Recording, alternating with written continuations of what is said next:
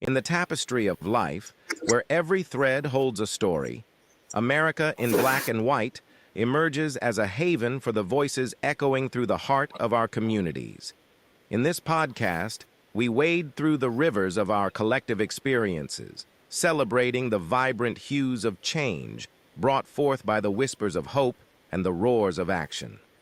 It's more than just a conversation. It's a journey into the heart of our society, illuminated by the light of those daring to dream and do. Join us, and let your voice be the melody that guides us toward a dawn where every color finds its place in the masterpiece of our shared destiny. Together, let's paint a future brimming with the positives that dwell in our minds and the actions that shape our world. Good evening, ladies and gentlemen, and welcome to another episode of America in Black and White, where we are coloring conversations on the canvas of America. Tonight, our special guest is Mr. Eugene Jamil Muhammad.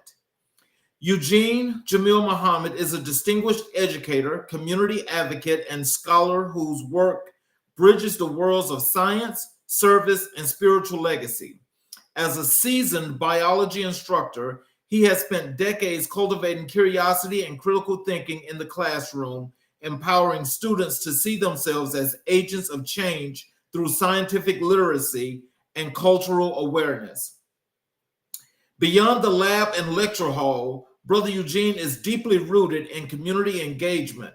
His outreach spans mentorship programs, educational initiatives, and grassroots organizing, all driven by a commitment to uplift Black youth and families. His approach is holistic, blending academic excellence with cultural pride and spiritual grounding. At the heart of his journey is the enduring influence of the Honorable Elijah Muhammad.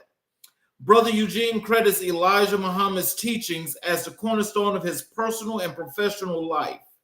Through this lens, he views education not just as a tool for advancement, but as a sacred responsibility to awaken minds, restore dignity, and build legacy. His work honors the transformative powers of knowledge, faith, and history in shaping a liberated future for Black communities.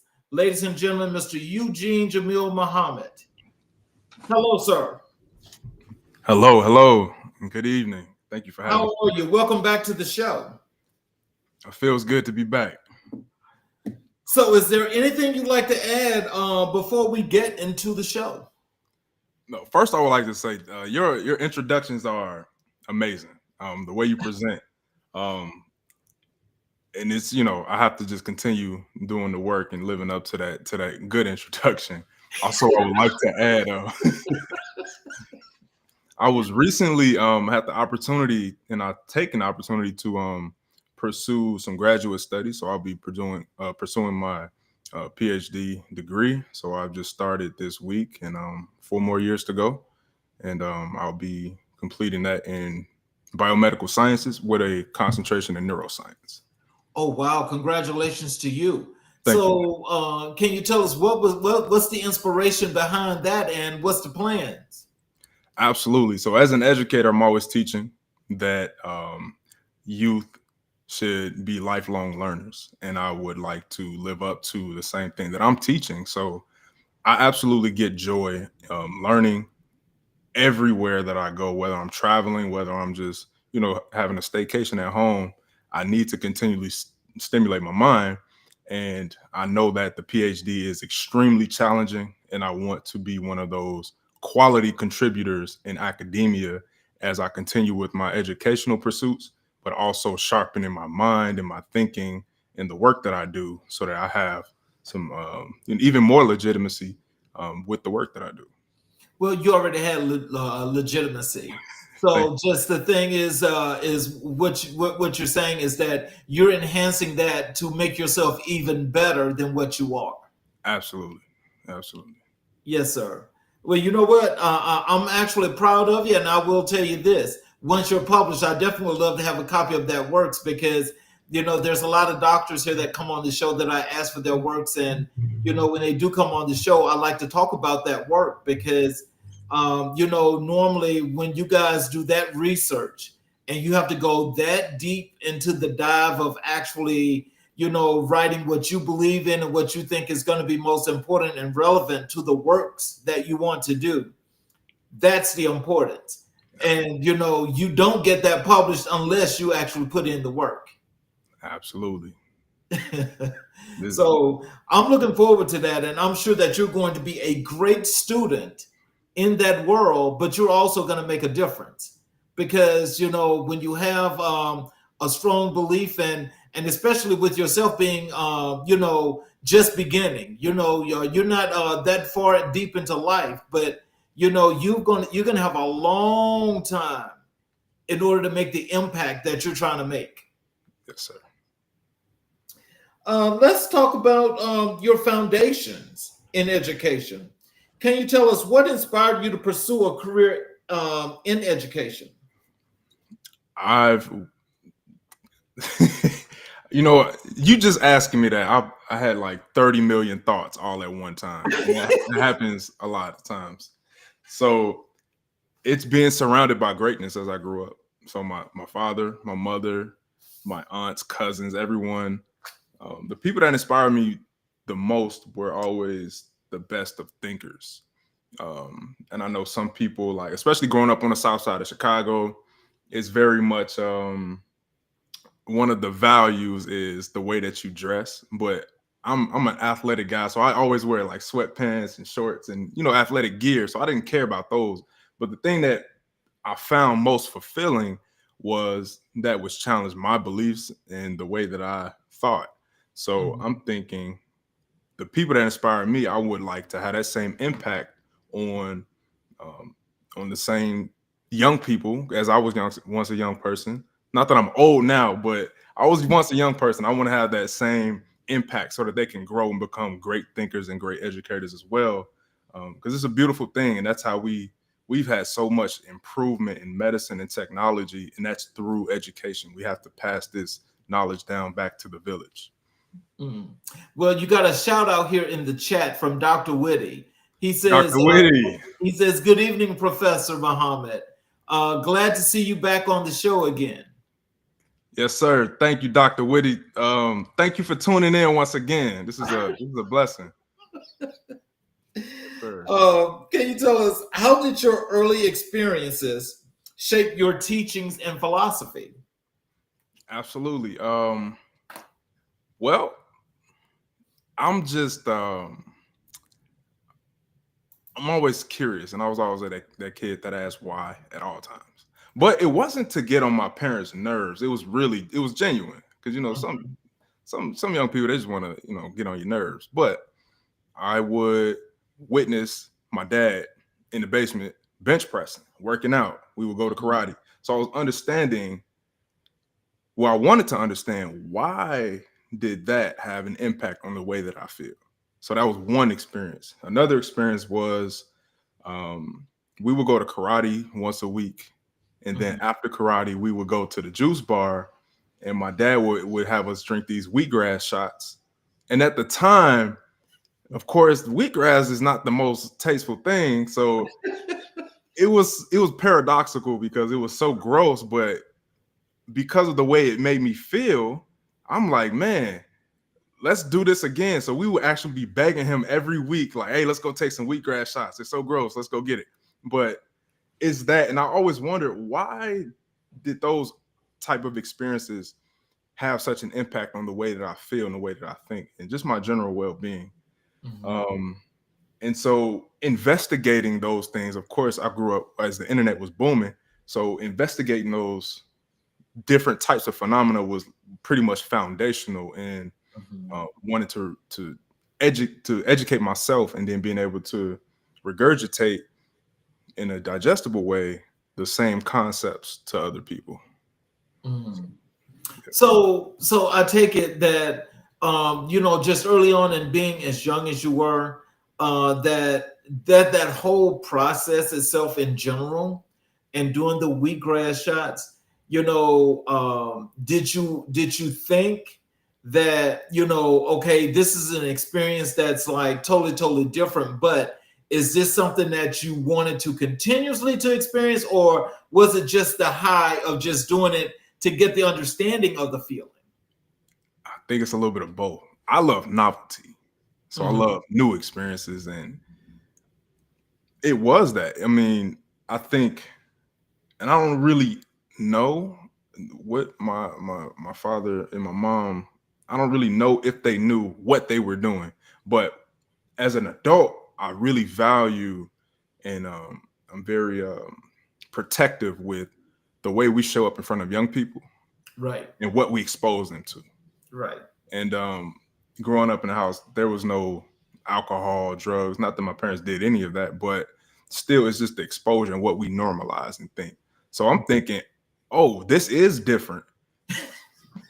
My friends are like, this is green. I'm not drinking that. Like, they're just like, I'm not interested in any of what you have going on. Why are you eating leaves? Because at the point I was vegetarian. They're like, you eating leaves, you eat like a bird. I'm just like, listen, just try it. And sure enough, as adults, one of my friends put me on. We just did a hot yoga class when I visited Chicago. So it's that novelty that really fashions our minds. Even before we, get into our mid to late 20s, we still crave that novelty and that which offsets the mundane parts of life. But yes, it's that novelty, I think. So, what challenges have you faced as a Black educator, and how did you overcome them? I would say the most challenging parts of being an educator is the attention span and really trying to sell to the students some relatable parts of education. So I'm a science guy, but I always relate it to health and well-being, fitness, overall wellness. Since a lot of my students don't grow up in environments that promote or even put a spotlight on what you put into your body, they don't necessarily care about that right away. You have some like a few that are just like, I'm interested. And then others are like, I don't see my parents doing this. I don't see my brothers doing this. I don't care. And then of course, we have a lot of influences from, you know, again, growing up in the South Side of Chicago, sometimes you see people, with weapons. You see people promoting violence, and things that are just not conducive for a healthy community. So it's trying to offset the influences that they are exposed to outside of the classroom, and then of course their peers as well. So getting that buy-in is probably the most challenging piece of being an educator. So, do you find it difficult sometimes, or from time to time, that you've got quite a few students that are either just being nonchalant about the curriculum, or is it that they just don't understand the curriculum and the teachings that's before them?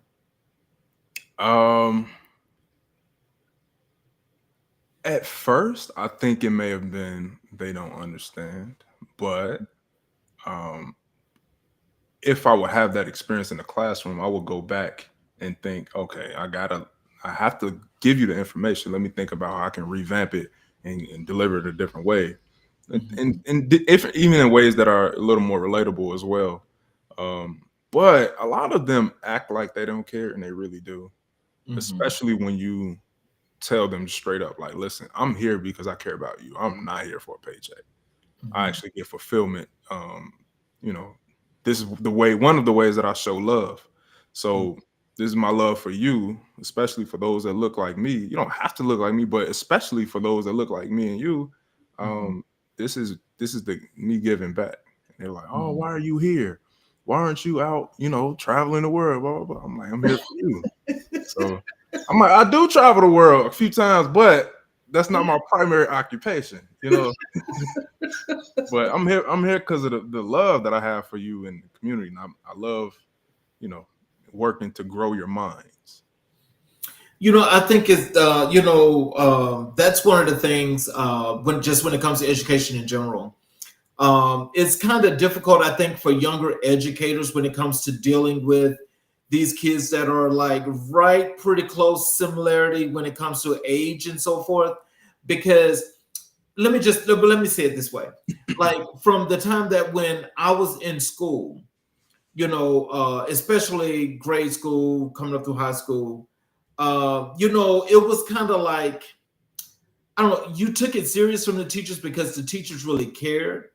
And to hear you say that you're here for your students, that's not something that I think most students are used to hearing, because they don't really hear that today, because that's not what it's about. So can you tell us what makes you so different on the old school level of that instruction? Because that matters a lot. I like that question. I would say the thing that makes me different. One, I think I'm fortunate enough to, when I began my educational journey, my big brother was in the same school that I was in. Mm-hmm. That's one thing. He's always been a positive influence for me. But the thing that it's the sincerity, I think, being just genuine. Like, I'm really here for. I'm not telling you that because I just want you to act good for these little 5 minutes. I really want you to appreciate where education can take you in the world. And then at the beginning of the school year, I'm traveling during the summer or winter or whatever. I'm showing them images of, this is what I do in my spare time.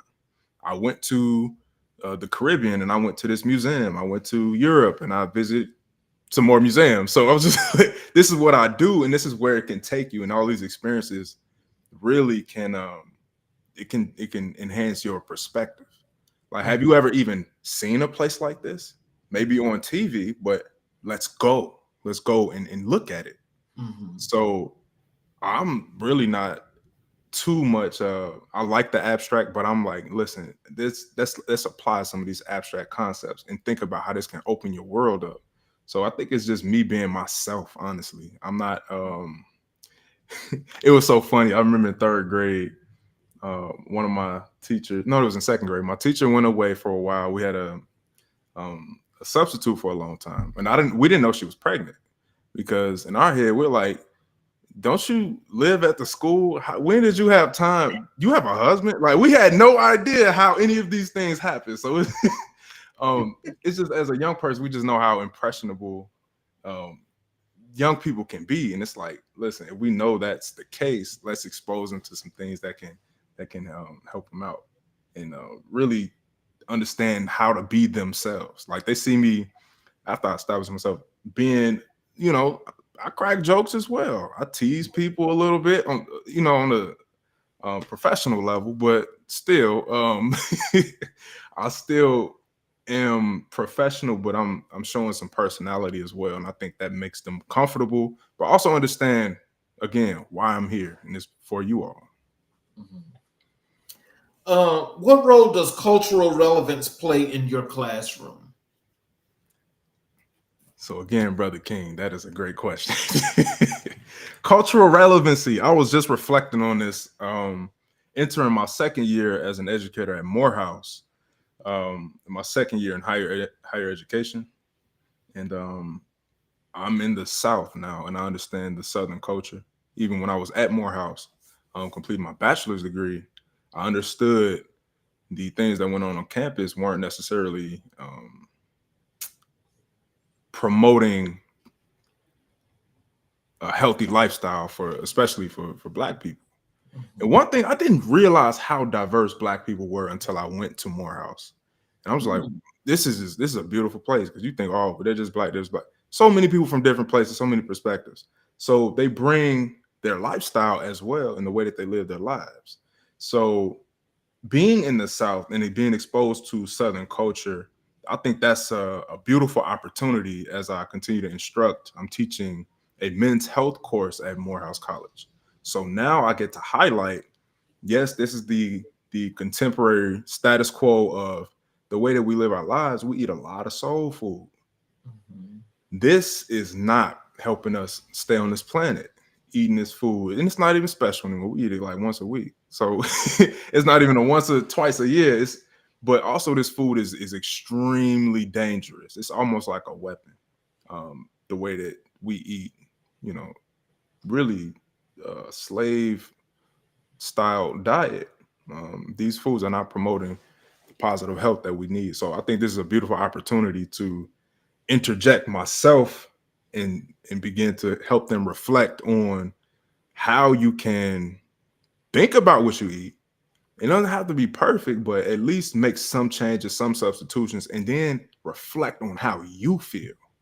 Do you feel better? Even when I did this class last year, we did a 30-day challenge. And a lot of them, well, at least half of them came back and said, hey, listen, I feel way better. And I think it's that accountability as well, but giving them a different look on how you're living your life, especially being in the South. So yes. So how do you define success in education?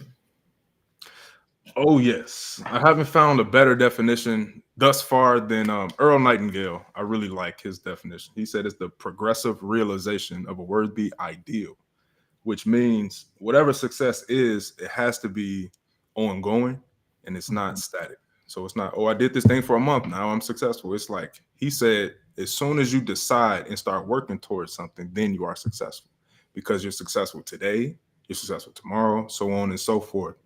And pretty much until you transition to the next to the next life or existence, the next plane.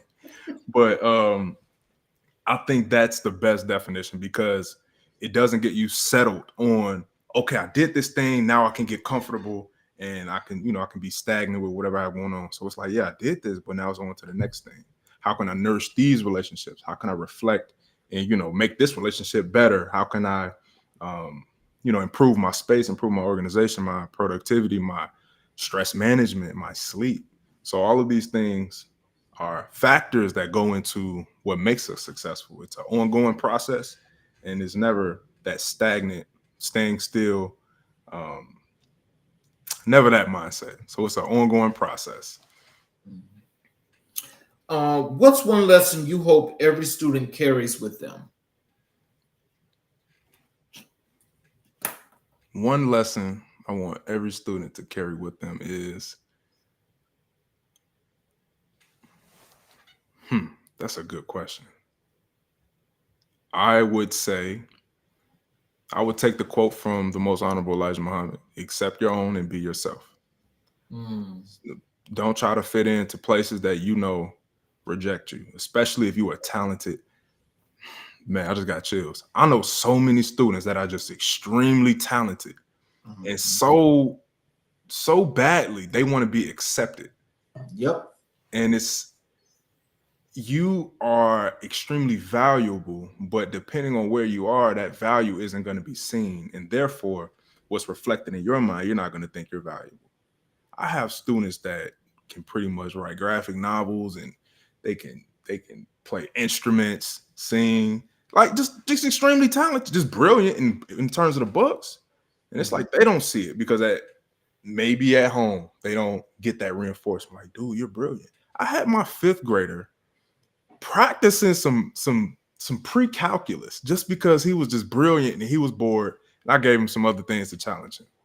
And I'm just thinking, like, man, if that mind isn't nourished, that's gonna be a dangerous thing, because someone else could take that mind and do something nefarious, right? So that's really where my mind is for the most part. So what are some of the things that you do to help those students with those esteem issues? Over the years, I've given up my lunch on countless occasions, but I would use some of the administrations like, Muhammad, take your time for your lunch for yourself. And I'm just like, I know, but this is important. I got to talk to the babies. So I would use that time to, tone down the seriousness and really understand who they are and the way that their minds work. And I would let them speak. I would actively listen, but really listen, not just showing the signs, but then follow up with what I see in them. Because I think for a lot of people, your talents and gifts have to be extracted. So what is it that you're truly passionate about? It can be more than one thing as well. How can you help nourish that? I want to express all of my gifts and talents. So I would use that lunchtime, and of course the after school programs um, is really, especially the mentoring program that was used to help build their esteem, think about the way that they carry themselves, and it's often reflected in in the aftermath as well. Carry themselves a lot better, confidently. They can speak. When they say my name, we hear it and we know that you're proud of it, right? So it's it's taking that extra time and really, allowing them to just be themselves and speak outside of, turning the book. Mhm. So, how do you integrate history and identity into your teaching? History and identity. Well, you and I are Black people living in America. Right. And being in the sciences, especially with STEM education, we have a deep rooted history, especially in the economy. Mhm. So we are directly responsible for the boom in the economy, especially in the South, and how that created conflict. Mhm. But even on the scientific, from a scientific lens, I was rereading a book called Medical Apartheid by Henrietta A. Washington, Mhm. and she was talking about America's deep history in the medical space. Um, and What's the name of that book again? it's called Medical Apartheid. Okay. Yes. I I'm just sorry. I just finished a chapter on the way that some of the medical schools, especially here in Georgia, they used to do some very shady things in order to train their physicians. They They would have still do. yes, and they do. And and it's like right here in our faces, and I'm just like, Mhm. wow, we think it's history. It just happened so long ago, but I'm just like, I have to be open to what's going on now. Um, our attitudes toward all of these things is extremely important, especially what are you going to accept in terms of what people are teaching you? Are you going to actually accept it? Are you going to reject it? So Mhm. we have to check ourselves. And also when we think about things like racism, that affects so many people's minds. Mhm. So how could I teach you about men's health if I don't deal with the mental health aspect as well? How can I teach men's health if I don't teach you about women? How could I Mhm. teach men's health and I don't tell you about the way that there are systems that will put you in jail or put Mhm. you in prison, Mhm. and it sometimes those discriminatory practices have a different name. So then I will have to mention the new Jim Crow. Right. Michelle, so I have to mention all of these things and how it comes together because it's not just one thing; it's all of these things cooking in like a cauldron in a way.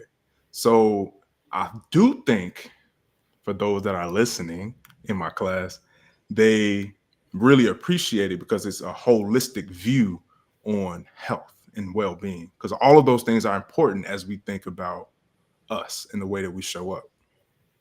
Well, now let me just ask you this because this is a great follow up, and then there's something in the chat that I'll bring out to you as well. So when we think about those things that we know are just faulty, especially in the medical profession and what they're teaching, how does one get around like letting that go without shining the light, without blowing the whistle and letting it be known? Because do you think that even from that perspective, especially with you being in science, and I'm sure that if you saw that, I'm just feeling like you would shine the light. But my thing is, how do these people actually continue to feel comfortable knowing that they're unethically not doing the right thing? That is a good question. I'm just not built that way. And it would disturb me night. I probably wouldn't even sleep if I didn't say something. I'm so serious. I don't understand. I think it's part of it is fear. Oh, I'm gonna lose my job. Or they're gonna fear like social backlash. But I think when you do speak up about those things, I think you'll be very surprised. I think those people will be very surprised that it's not gonna be as bad as they think it is. Mhm. So I think the base of it is fear or seeming oh, I'm an outcast, I'll be automatically ostracized. So I'm not going to say anything. I hope somebody next to me says something. It's like when you're in the class and you know the answer to it, but you're waiting on the person next to you to say it. Then you're like, oh, I thought the same thing. And it's like, how about you take the initiative and speak up? And that just takes you putting your ego to the side and listen, I have to speak up because this is the right thing to do.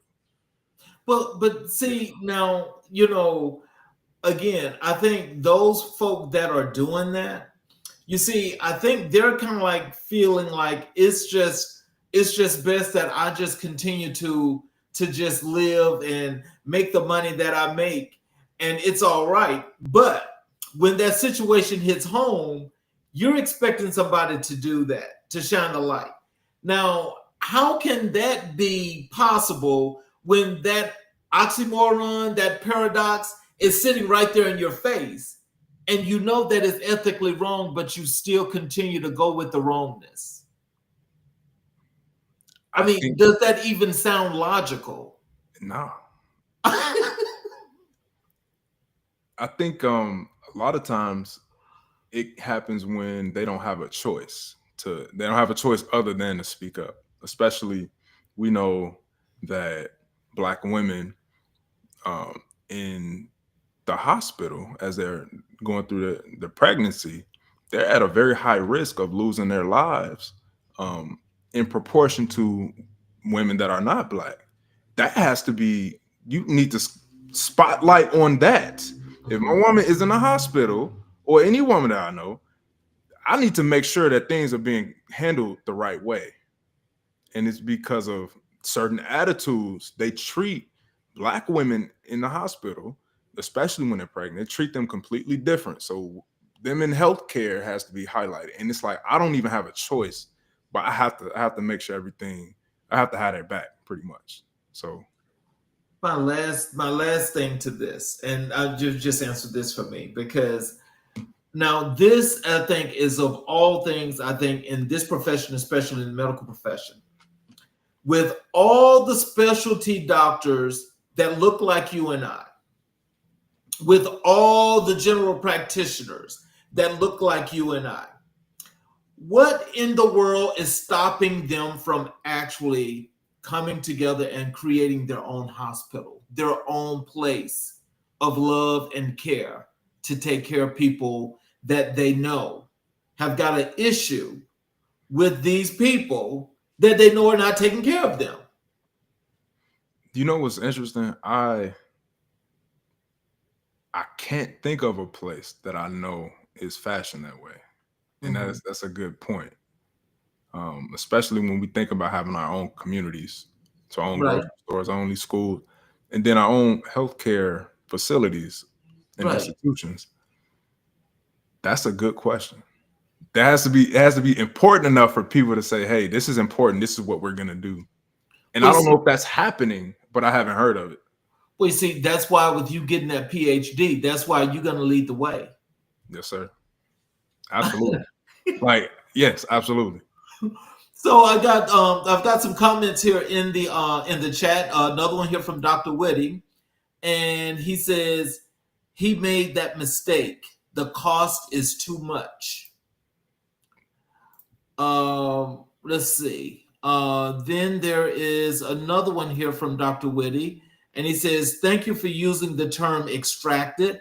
I was told today to change the word from my presentation because it was weird. It was a weird word to use. However, you just used the term in the same manner that I used it. Oh, wow. Then here's another one from Dr. Whitty, and he says, this is real and what I based my study on cultural humility on. And we've got Dr. V. Boykin. She says she had on let me just show it to you.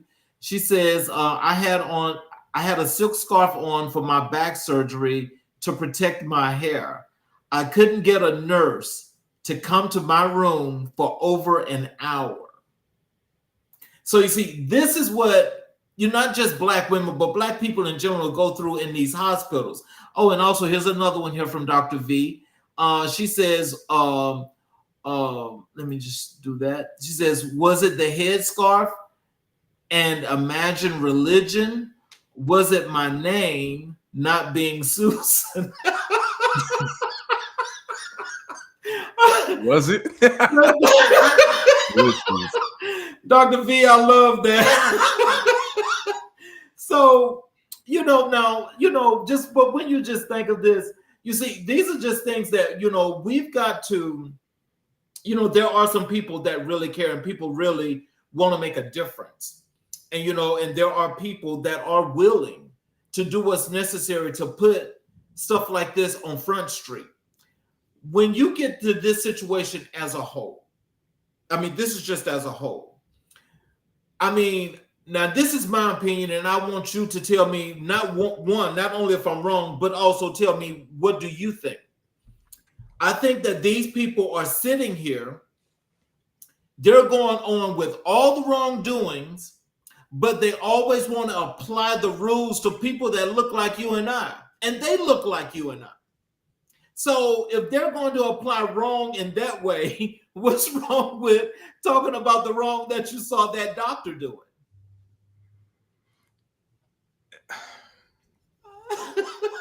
It's hard to win in that case because it's like, I could do wrong as well, but I don't want to do that.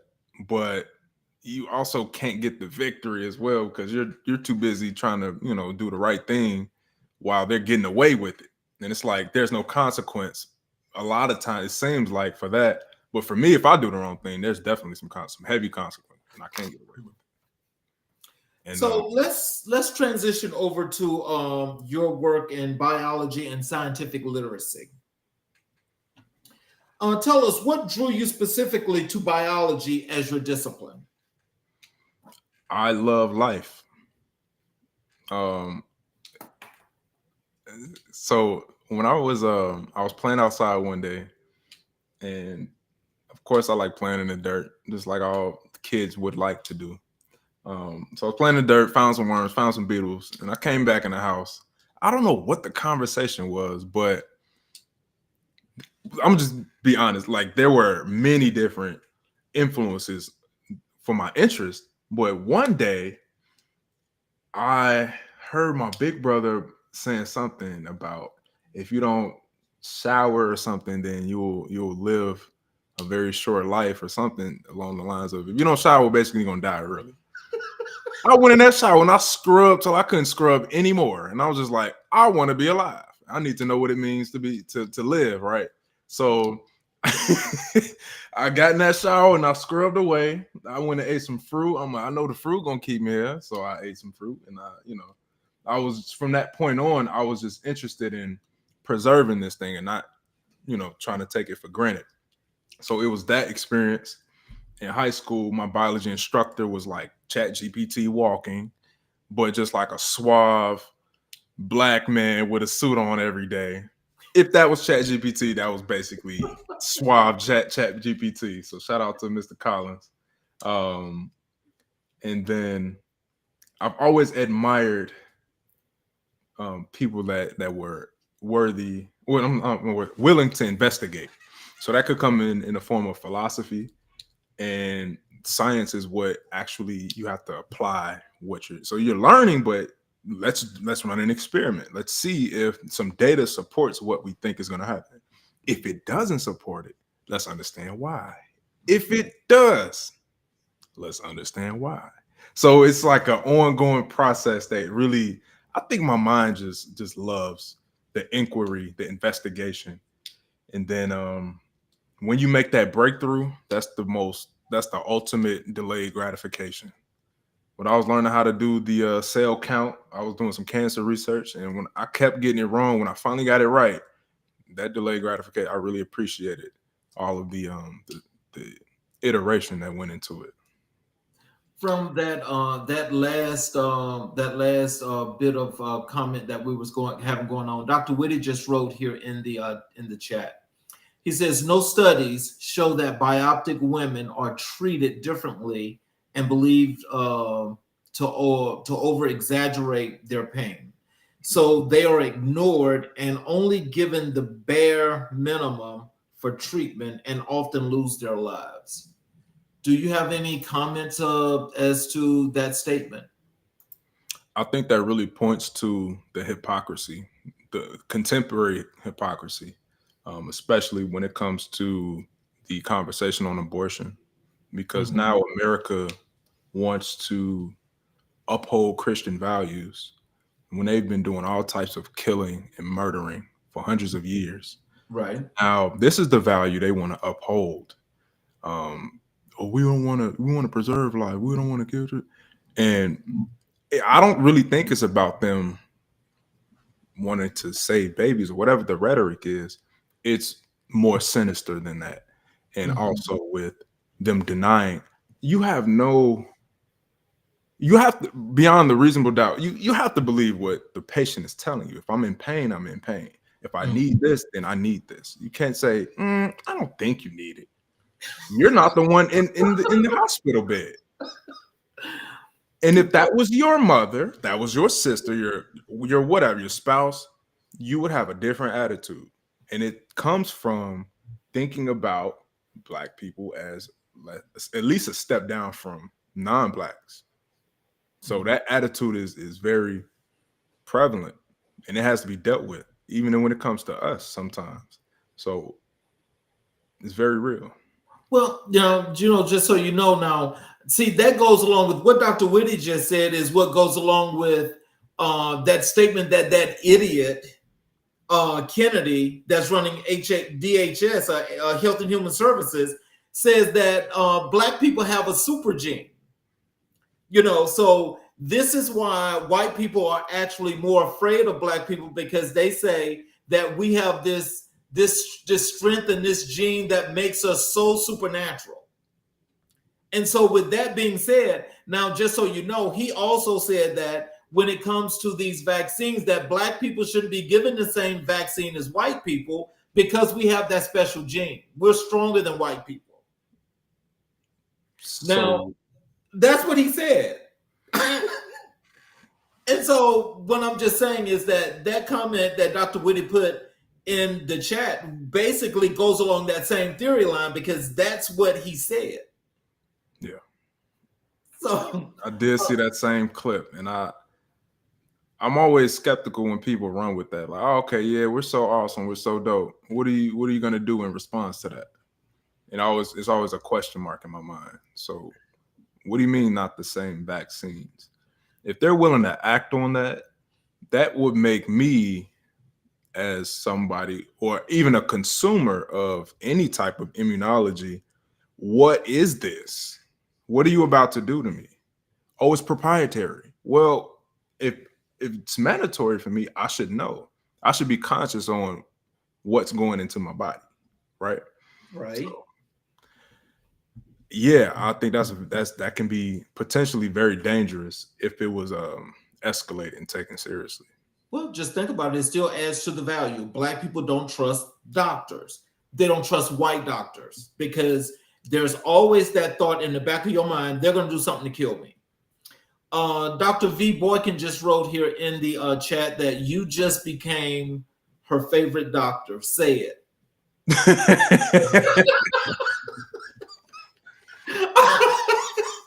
Sheesh. That's a lot to live up to. I mean, I'm willing to do it, but can you tell us how do you make science accessible and engaging for students? Contemporary case studies. You have to find things that are relevant that students can relate to, and then actually have them doing investigations. So one thing that I loved, and I won't complain about it, but I was teaching an environmental science. And before I even got into the content, I was teaching them how to build arguments, because in college, I learned how to, on the debate team, we learn how to, build an argument, whether you're on the affirmative or on the negative. So I would have them doing some general learning like that. And then I would take some hot topics and then have them debate those topics. And then we will come back and then reflect on it.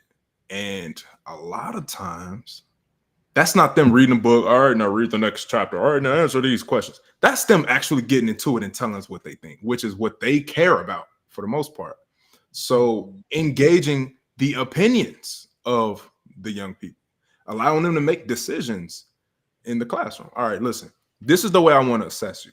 You can do a written exam, or you can do a presentation, or you can do a project. Then I had in environmental science, I had them make these smart, I put it on my TikTok too. They made like models of smart cities. So I was teaching them about different places that are considered smart cities and sustainable places like Singapore, even Medellin in Colombia.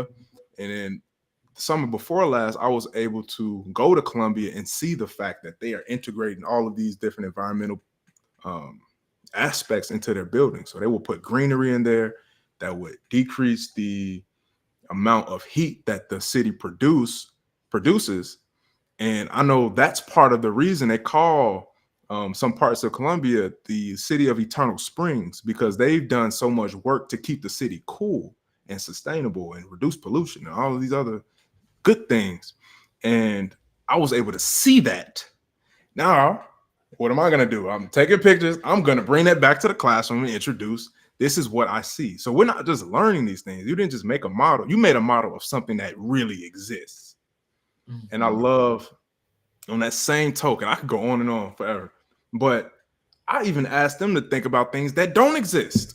Think about something that exists and prove it. Or you could think about something that just, this is what people do. And they put pen to paper, they put, boots to the ground and actually build things that currently don't exist physically. So getting them to think and write and brainstorm, make blueprints and actually build is one of the most fulfilling and I think the most engaging parts of science education for those young people. And on another note, these are things that I would want to do. Mm-hmm. I personally, I need to build things. I'm going to have my students do it as well. And those are part of the state standards or whatever. It's in alignment with whatever their learning goals they are. So yeah, now I get to sit back and see what they can do rather than just, all right, turn to page 72 and write down these notes. Okay, now it's time to build something. Let's go. Yeah. What misconception about biology do you often encounter? What misconception? Yes.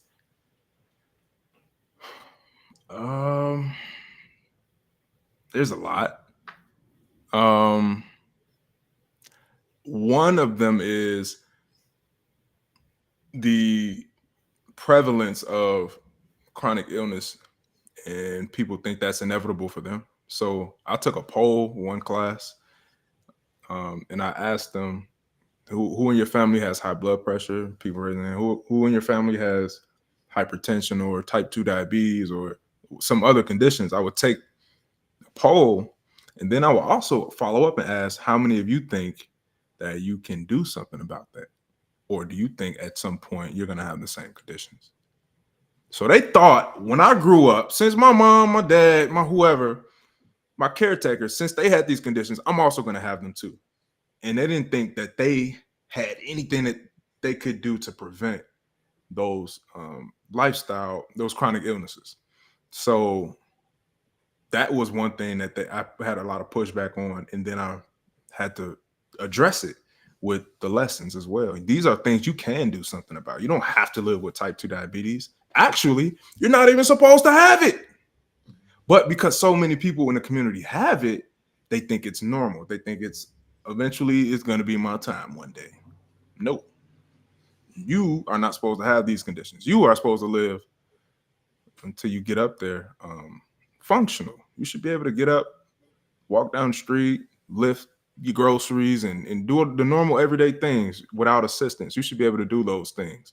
And it is not normal to depend so heavily on others just to do everyday mundane things. How do you connect biology to everyday life for your students? Connecting it, well, you start with the simple things. You are a human being. Think about what you are made of. At the most fundamental that we think, we are made of atoms, and those atoms come together to form cells, and so on and so forth. You have that hierarchy. So think about what it is that you're made of. Think about your everyday actions. So we wake up every day. What's the reason that we wake up? We have these hormones, we have cortisol, we have all these other um, things going on in our body. We don't just wake up.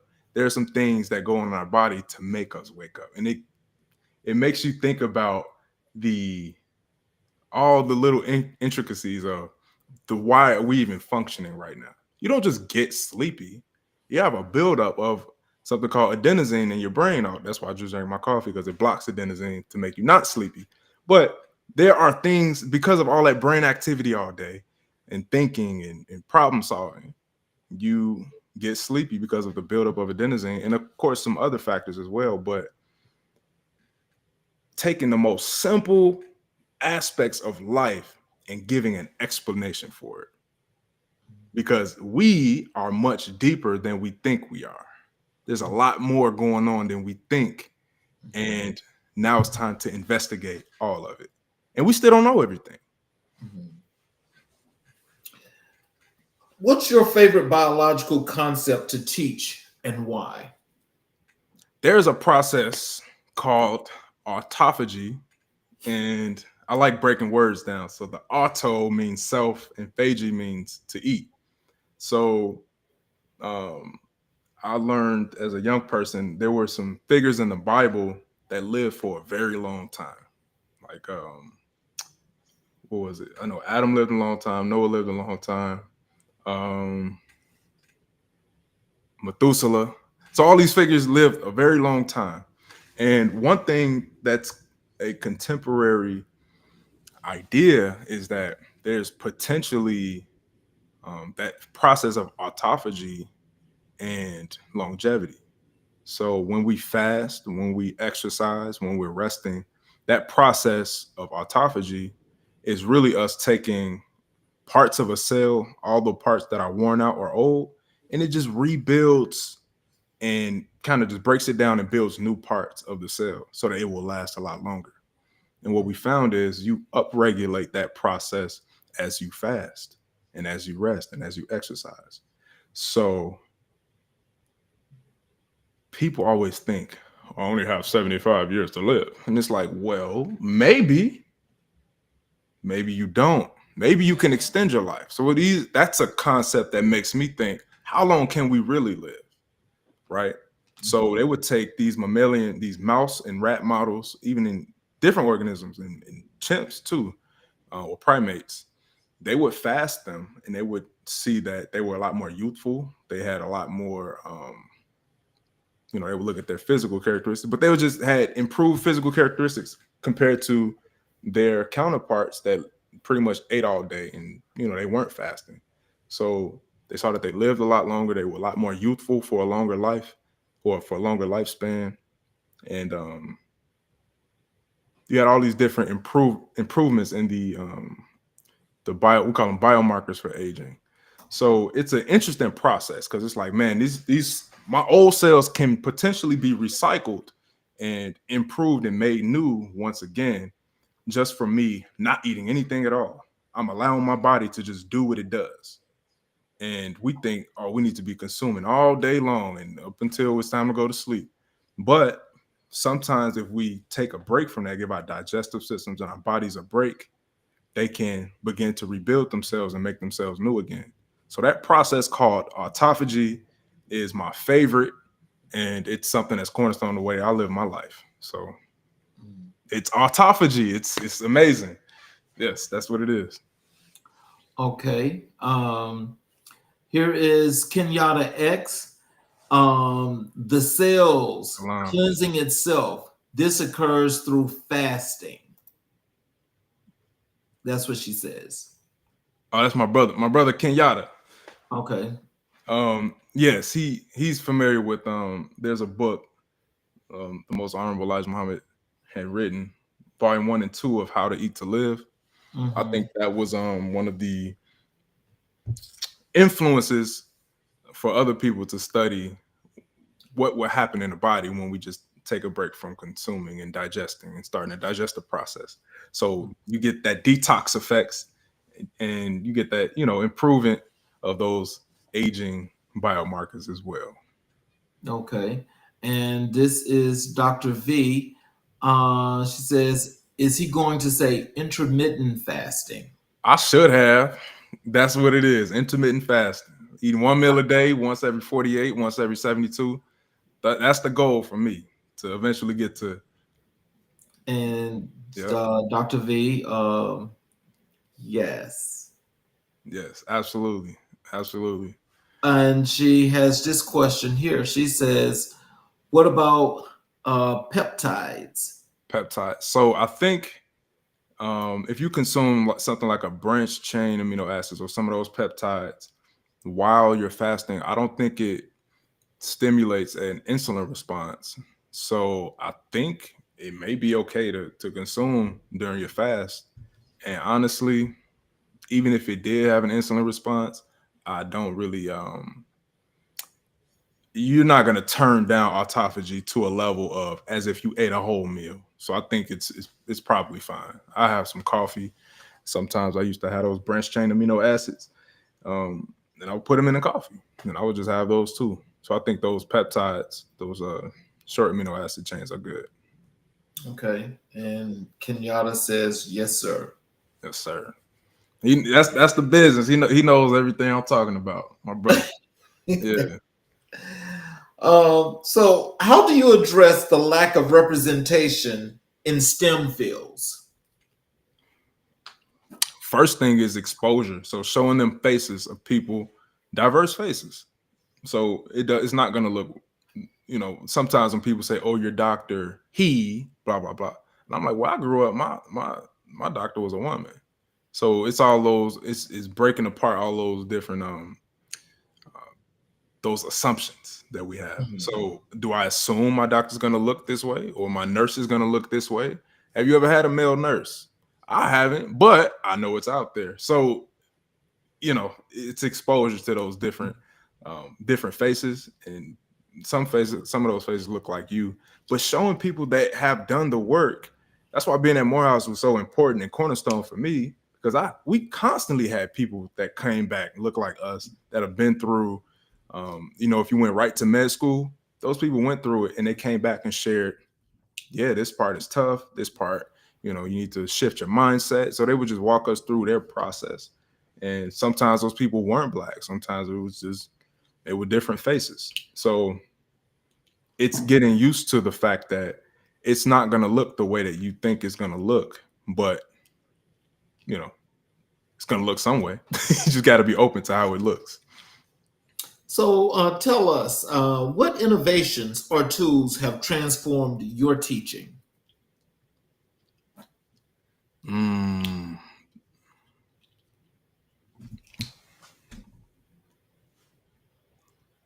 Chat GPT.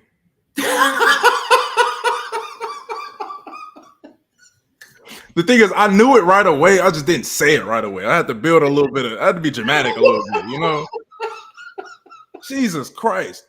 It's so when I have written assignments, I had to tone them down so much. I had to think of a solution because I'm like, you didn't write this essay. I'm like, what does this word mean?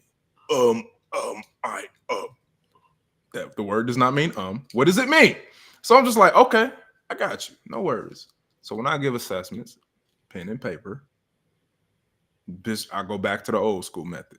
This is a written response. You're going to explain to me in words what your answer or what your response to this prompt or question is. And then it's just like, well, I'm used to multiple choice. I'm like, oh, okay. Well, I'm gonna get you used to using your words. Like, come on, man. Stop using these tools to think for you. They're supposed to enhance your writing and all this other, but we've become so dependent on them to where they're doing the work for us. So our brain those neural networks aren't working so that we can come up with these solutions. So ChatGPT has been a double-edged sword. Well, that's why they're not critically thinking. And Right.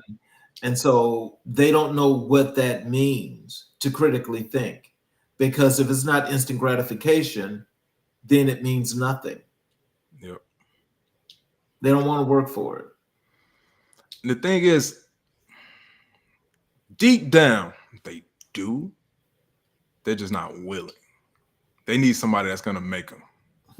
Unfortunately, that's what it is. And I have to give you no other options, but you're going to have to go through this process, and it's going to be a little painful because you have to grow. Mm-hmm. And I haven't had too many people that didn't appreciate that, but they know it's a lot more fulfilling to have it that way. But the instant gratification that's like poison. It really is. It's satisfying, right? It's like a shot of whiskey. It's satisfying right now, but you know it's doing some damage. Yep. Let's move over to community engagement and advocacy. Okay. What does community engagement mean to you? Community engagement is first understanding the needs of the community. So that's taking the voices of people and working on solutions to give them what they need. I remember one year through Imprana, which is the non-for-profit organization we work with, we did a community drive where we partnered with another organization and were able to give back, so just some basic supplies to a community in Northwest Indiana where I used to teach. And in my mind, I'm thinking these people don't need these, but there were so many people that showed up to the drive and picked up those supplies and thanked us. I didn't know. Maybe I was a little naive, but my big brother knew. So he facilitated the program, and, I helped out, got the footage. But it's first understanding what people need and then figuring out how can I deliver or facilitate the delivery of the things that you need, the basic things. And that goes into Maslow's hierarchy of needs. You got these lower desires that aren't fulfilled. So maybe you can't get to self-realization yet because you may be worrying about where your next meal is or where the next paycheck is coming in. You need that now, but it's not coming in for 2 weeks. So it's first discovering what the people need and then figuring out how to give it to them. Let me ask you a question about that because, I guess sometimes I feel too prone about Maslow's theory. Okay. Do you feel like it's a self-actualization theory or do you feel like it's a self-fulfilling prophecy? Well, one, I don't really know what self-actualization really means. I don't know what they mean by it because all the other parts are kind of like, they're a little bit more specific, but that part, isn't necessarily so clear to me. So I don't know. I think sometimes it is a self-fulfilling prophecy, and I don't think it's perfect, but I think the model can work, at least as a foundational tool. But what did you think about it? Did you? Well, in actuality, I think it's one that I think people can use, and I think they should use only, in the positive reinforcement way, because it's just basically like goals, and you checking off the goals as you move up the pyramid. Mm-hmm. And so it's something that, once you get to the actual top of the pyramid, which is accomplishable, then what do you do next? Do you just jump off and kill yourself? Probably not. I probably shouldn't have said that, but, I didn't mean like that, but you know what I'm saying. So you made it to the top, so now what's next? Right. There's nothing else. What's interesting, when you think about the chakras, right? Like you start very low, your root or your sacral, then you get up here. And the highest chakra is involved with detachment from your earthly desires. Mm-hmm. And I've always been so interested in that, not clinging to so many things, so many parts of this life. And at this point, there are things I have to cling to until I get to that. But I do want to take some time, 30 days, like just let everything go. Mm-hmm. Maybe I need some t-shirts and some pants. But other than that, I want to figure out I want to figure out what that experience really is, So I think it might just be something a little higher, something that we probably just define for ourselves, honestly. That's probably the only thing I could come up with. Like, yeah. Uh, how has your role as an educator extended beyond the classroom? Social media and my content, I can extend my personality and be a little silly on my TikTok, or I could be a little more, serious on my YouTube or even on Instagram. I kind of just create whatever I want, but I also want it to be something quality. So if I'm at the gym, I want to give you a quick tip. Yes, you building your leg strength is vital, especially as you are advanced in age, and that can reduce your chances of falling, that can reduce your chances for osteoporosis, for early death, for all these different things. So I want to just throw little nuggets out there, but that's also part of who I am as an educator. So yeah, I'm working out, but I'm not just doing it for vanity. Oh, you can look good. No, I want the inside of your body to be looking good just as it does on the outside. So I use social media for that extension. What initiatives or programs have you led that uplift the communities? So the back in the day, I used to do like a 30-day challenge on social media, but I think more contemporary will be through Imprana. So we will have different programs that we would run. So some of them were tutoring, some of them we had a chess club. Sometimes, well, most of the time we did a mentoring program. Um, and I think that's just something that just needs to be in place all the time. I'm living in Georgia now, but it's something that I think just needs to be in place, because when you don't even ask, but the students come back and ask for it, like, hey, are they coming back? Are they going to do the program again? That shows that that community outreach or that those initiatives are valuable to them. So they're getting something from it. We're doing STEM projects. We're doing um, presentations. So they're getting up, they're speaking, they're using their voices, they're developing, working on personal branding, all these different aspects that can help them grow and show up as improved versions of themselves. So those programs and those initiatives are extremely important. Also, my brother did some work at Leo High School in Chicago, where he would go back and speak to those young men are extremely, extremely impressive. Dr. Rawls, he's their principal there. It's crazy. You got their colors on right now too. I think you went to Leo. No, I'm just kidding. But it's constant. It's just constant giving back and going back and speaking. So yeah, any chance we get, we're going back and sharing some valuable tips with the young people. How do you build trust and collaboration with families and local leaders? That's something that comes with, and it's so interesting too. That comes with your personal branding, which I was sharing with my brother. Your personal brand is what builds trust in the minds of other people. So when those parents hear about one of them, because it's like a million of us, all my siblings are Muhammad. So when they hear about Muhammad, what they hear is something positive, something that they're gonna enjoy or have some fulfillment with. So the parents hear that from their students. Parents talk to other parents. Students talk to other students. So it's like a spread of positivity. So they're helping us improve that branding. So most of the times when they meet us, they've already lit up for the most part. And they're thinking, oh, hey, mom, I heard about you, blah, blah, blah. You teach science. I'm like, yes, I do. And I also love coffee. Are you going to give me a gift card? No. But that personal brand, it just comes, a lot of times it's how I show up as well, but also what I'm receiving from those that I've served already. So that trust is most of the time automatic. So, what's one moment in your community work that deeply moved you?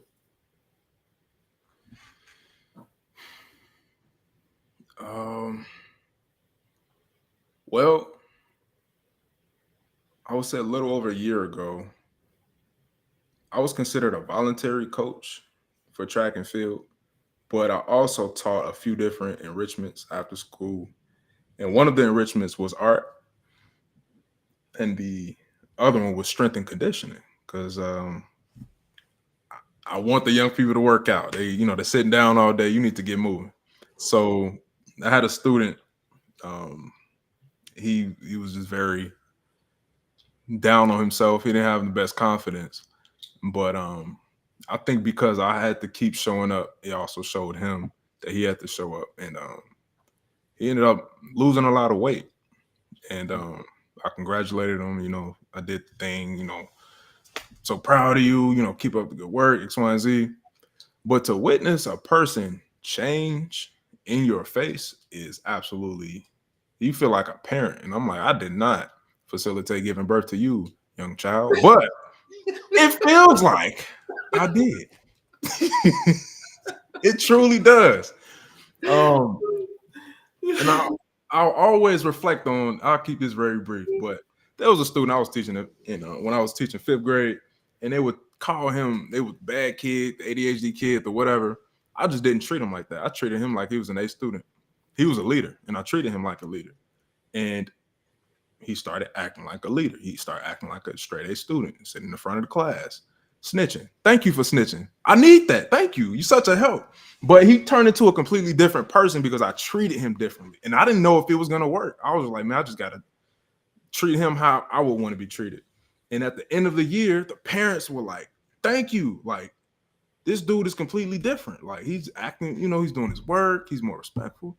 So I was just like, this is again, is this my child? Because if not, it feels like it is. But yeah, those things are extremely moving for me. And so one of the things and just chatting briefly here, not just before the show, but I reached out to you and I told you we do Black History 365. Yep. And I asked you who was the most influential person in your life, in your career. And you told me the Honorable Elijah Muhammad. So let's talk about the legacy of the Honorable Elijah Muhammad. When did you first encounter the teachings of Elijah Muhammad? I encountered those teachings at home from my parents. Mm-hmm. One of his most notorious quotes is, accept your own and be yourself. Mm-hmm. And never did, as I learned about his life, I didn't hear him making excuses about, even in the height of racism, segregation, even in the height of civil rights and all those things, he still facilitated how to give opportunities for Black people here in America, in a place where it's extremely tough to live, especially if you don't know the history. To someone else, it could seem like, oh, well, pull yourself up by your own bootstraps and X, Y, Z, blah, blah, blah. But he didn't do any of that. He was extremely calm. He was himself. He spoke the truth, and he also facilitated, this economic growth for Black people as well. Cleaned them up, took drug dealers and prostitutes and all these other people that were living a low life, and he cleaned them up and straightened them up. So he didn't sit around blaming anybody. He got to work, and that's something that I think pretty much all people can appreciate. Just as a human being. Mm-hmm. That's love for us. And I'm just like, man, I want to do that same thing, especially if I get notoriety or influence or any sort of power. I want to use that for good to help facilitate some good in my community. So how has his philosophy shaped your personal and professional life? Well, being in that context, it was resilience, which is absolutely essential as a student and as an educator. You have to be resilient. You have to persevere. You have to be steadfast, especially as your faith is tested, as your patience is tested. You have a myriad of different levels of difficulty. And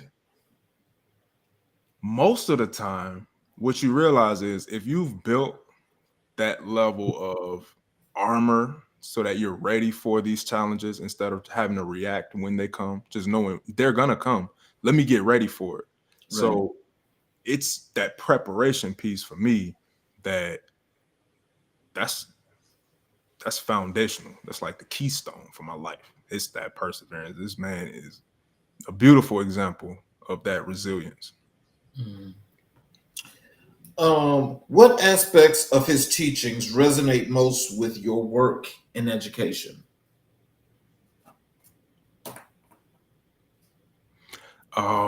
Probably the history of who we are on this earth. For some reason, I can't pinpoint where, but I don't know if it was from TV or from some of my teachers as a young person.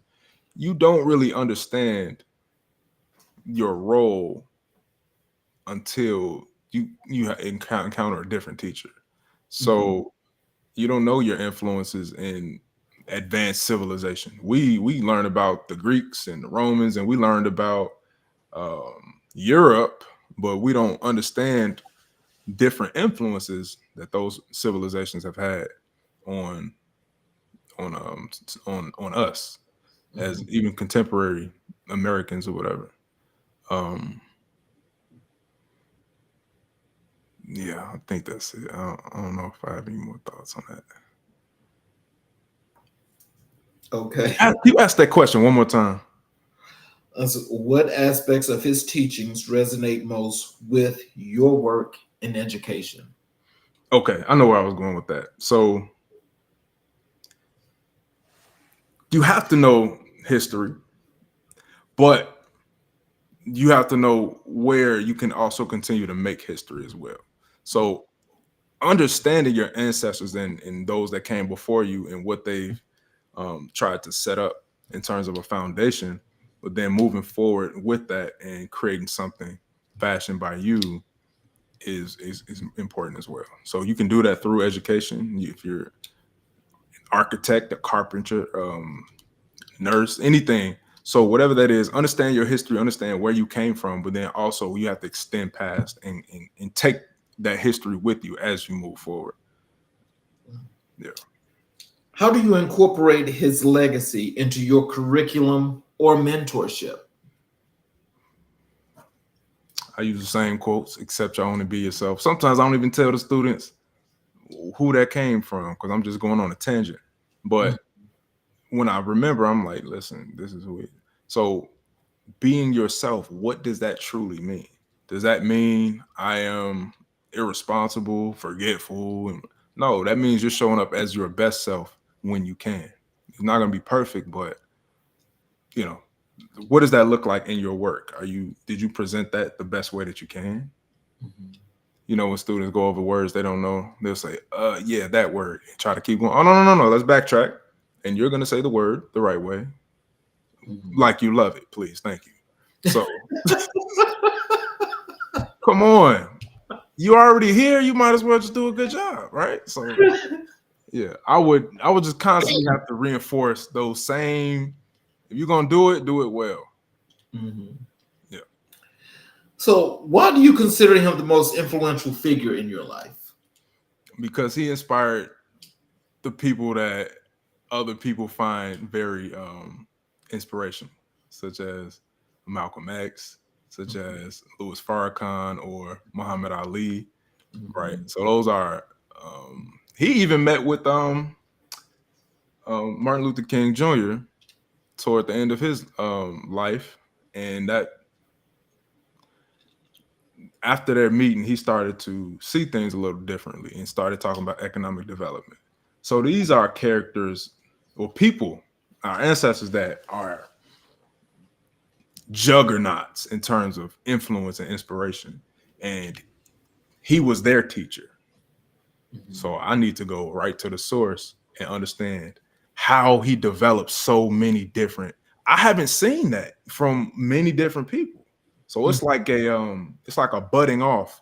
So I'm already great. Now I'm gonna give my platform and make other great people.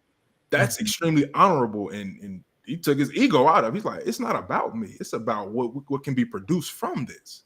So he created absolute legends. That's my inspiration right there, right from the source. Not the result of the source, even though they are too, but Where did it start? Who was the teacher?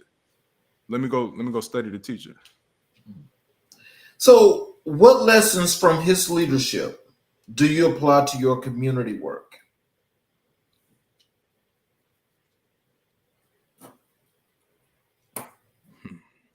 Taking control of your condition and don't make excuses for it. Absolutely. So if our communities are run down, we don't have any, fresh food to eat, it's our responsibility. That's my dream, to see and realize the cleaning up and development of a place that we would absolutely love to live in. Instead of having to run out our neighborhood every time we need something, we could just get it right from where we are. Mm-hmm. Yeah. How do you respond to misconceptions about his legacy? I would just invite people to study for themselves and don't be a hypocrite, please. I would just, because I think it's very easy to criticize people, especially when you're not in their position. So we use what we would consider flaws or parts of controversy. Mm-hmm. We would use that and then try to define them as that controversy. And it's like, well, why are you ignoring all the good that came out of it? Is this a human being? Yes, we mess up all the time. So at least I'm not going to point at another man's faults or whatever I think a flaw or fault is. I'm going to continue to focus on what he's preaching and what all the good that comes out of it. Because that's just my choice as a human being. I can choose not to focus on what I think a flaw is or something that I just don't understand. I can just choose to not focus on that. And that's just what I do. Let me just say this, and there's no puns intended. You see, I think for the lies that have been spreaded, especially during that time with Malcolm X, the lies that continue to create the divide and conquer in our communities, those lies have been able to stick to a lot of people, especially people in our community, because it's like, he's a murderer, he's a killer, he's teaching people how to kill, all he knows is hate. Mm-hmm. But you see, those very same people would not step a foot in the mosque because they're not clean enough to come into the mosque. Do you understand what I'm saying? I understand, yeah. So you see, that filth is going to always stay out. And because it stays out, what I'm saying is, and maybe I'm stepping on some people's feet, but what I'm simply saying is that, again, there's a process, there's a procedure, and there's knowledge and things to learn. This man was teaching all those good things that was not about the violence that the savages are always doing. Yep. So it's like, because you don't want to participate, that makes you a bad person. Because you're teaching something different than what they want you to know, that makes you a bad person. So basically, all the good is what they do. What they do with Superman. They have Bizarro World. No, right. So they make it different. Yeah. So the thing about it too, he was extremely peaceful, and you could see it from the Nation of Islam. Like, they're a hate group. They think blah, blah, blah. It's like, well, did you even listen? You cannot live in 2025 and still listen to these sound bites. You cannot live in 2025 and not just find a clip on YouTube where at the end of Malcolm X's life, he apologized to the Most Honorable Elijah Muhammad. And, he addressed his fault. There's a little snippet. You could just look it up. It says Malcolm X apologized to Elijah Muhammad. And it wasn't made by AI. It was made about 10 years ago and just uploaded. So this information is out here. The government was involved with his assassination. These are government files and if you're refusing to just do a little bit of study, or if you're refusing to accept truth just because it conflicts with what you think, I don't think that's a productive conversation for me. I personally don't have the energy for it, but I do take some time. I have to defend him as a person, especially because you cannot negate all the good that he's done from things that you just refuse to accept as true.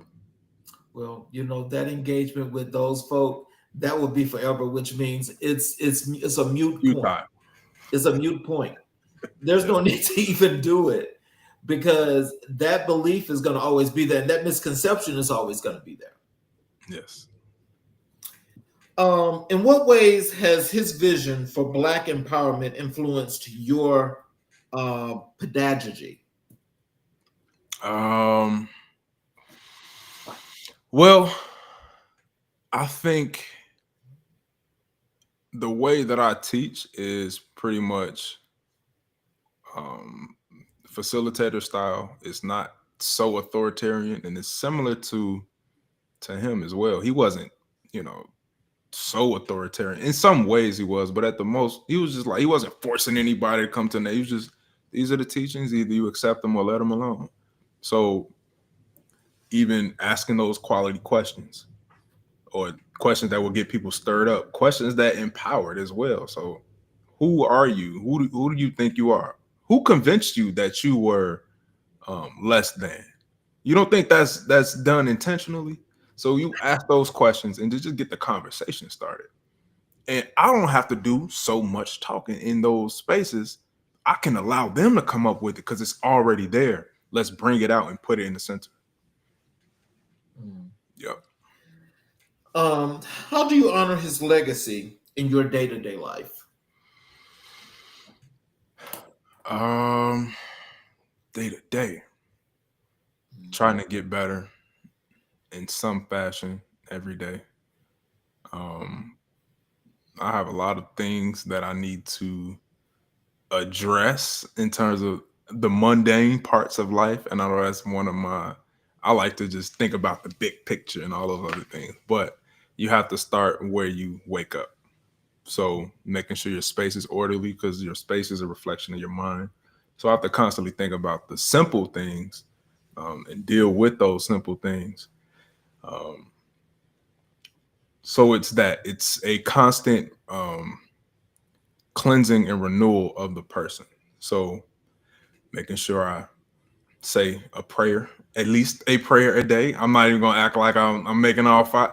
No, at least say some prayer a day. When I'm eating, practice gratitude. When I'm dealing with people, I think about them as also a reflection of God as well. Because if we were made in his image and likeness, I can't say that and say that on a podcast and then go outside and just cuss people out because they piss me off. Or one of his teachings was when you're looking at a black man, you're looking at God. So some people think, oh, I'm Plain and looking at simple. a Negro. I'm looking at a Negro. I'm looking at somebody that's less than. No, this is also a reflection of God. What are you looking at? Do you see something else? Maybe we should check what we think we're seeing. So that's also a way to honor his legacy because those are his words. You're looking at a reflection of God.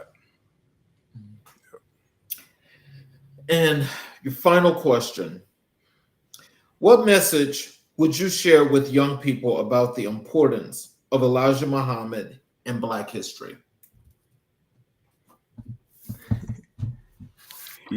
I would say he's your influencer's influence. He's your teacher's teacher. Study the root, appreciate the fruit and the branches, but study the root. So, do you have any words of wisdom, encouragement, telling our audience how they can connect with you on social media, your websites, anything you'd like for them to know? Absolutely.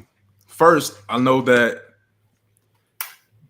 the listeners of this may be people that are either celebrating some good accomplishments or even people that are um, going through some sort of struggle. And I just want you to remind you to keep your head up, understand that these battles are given only to the ones that are worthy. So continue to do what you do. Reach out to whoever you need and just keep your head up, especially during the storm. Um, yeah, we got this. It's 2025. It's a new beginning. If you would like to connect with me on social media, please do. It is Krishnafist. That's Krishnash. Nafist. Krishna, like the Hindu god, Krishna Fist, on all social media platforms: YouTube, Instagram, Facebook, TikTok. You can find me there. Once again, Krishna Fist. I look forward to seeing you all there, and I'm grateful for this second appearance on America in Black and White.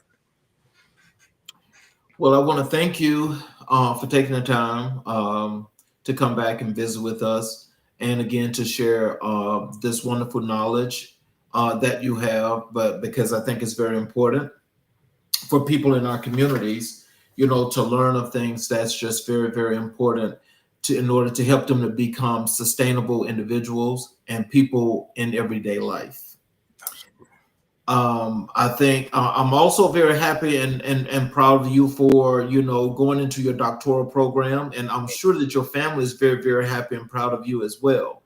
Absolutely. And it's more young men such as yourself that I think are more than just a visual that people should see, but they should learn, that the experience of going through life and making a difference means a lot, not just to them, but to everyone else, because I think your influence, especially going into the doctoral program, is one that's going to make a ton of difference, especially with you going into the biology field.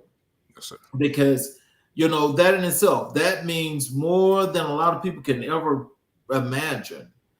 And so, there's while I'm doing this, I'll just tell you this. Your brother just put another comment here, and he says, great discussion, brothers. Yes, sir. Yes, sir. Peace. Just as, for the folk that are watching out there tonight, I think that, we all got some learned experiences and knowledge from Eugene, because, in what he's going through, especially as an instructor. When it comes to being an instructor, the discipline means more than anything. Because if you're not disciplined, then you can't teach, you can't instruct, you can't train, you can't put any kind of knowledge in anyone's head, because that discipline that has to be there is one that means that it maintains a structure, it maintains a process, it maintains what's attainable and what is supposed to be taught for people in order to learn that concept. Go out into the real world, use it, and make it work. Yes. Now, for those that have been successful as instructors prior to him, that have had that influence, apparently has been enough of an influence that has got him into the same area. So let's please not get a misconception as to what it is to be an instructor, but what it is to learn. So we all should be a supporting cast, and we all should be there in order to make sure that his success is our success. Yes.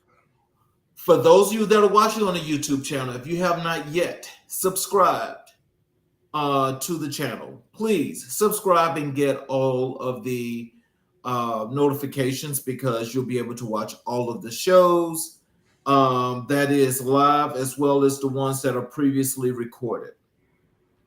Also, for those of you that are seeing the links for our community, it's important that you join the community, because the community itself is what we're building in order to help create a foundation to build communities around this entire country. So please take the time and join the community. And as you join the community, what you will learn is that, one, you can watch the show there. Two, you can also take part in the networking events that we'll be building and putting out. But also, as you take part, and for all of the things that we have there, we are creating a rewards program. So as you like and you read and you post and you network, those points will be redeemable, and we're offering special rewards for those.